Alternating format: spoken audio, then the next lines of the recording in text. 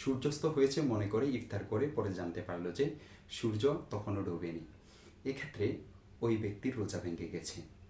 এই ধরনের ক্ষেত্রে হুকুম হলো ভুল সম্পর্কে অবগত হওয়ার পর সূর্যাস্ত পর্যন্ত পানাহার ইত্যাদি থেকে বিরত থাকবে এবং পরবর্তীতে একটি রোজা কজা করে নিবে, তবে কাফারা আদায় করতে হবে না। হজরত হানজালা রাদিয়াল্লাহু তাআলা আনহু বলেন, আমি রমজান মাসে হজরত ওমর রাদিয়াল্লাহু তাআলা আনহুর নিকট উপস্থিত ছিলাম। সেখানে কিছু পানীয় পেশ করা হলো এবং কেউ কেউ সূর্য ডুবে গেছে মনে করে তা পান করলো। তখন মুয়াজ্জিন উচ্চস্বরে বললেন, আমিরুল মুমিনিন, আল্লাহর কসম, সূর্য এখনও ডোবেনি, তা উদিত অবস্থায় আছে।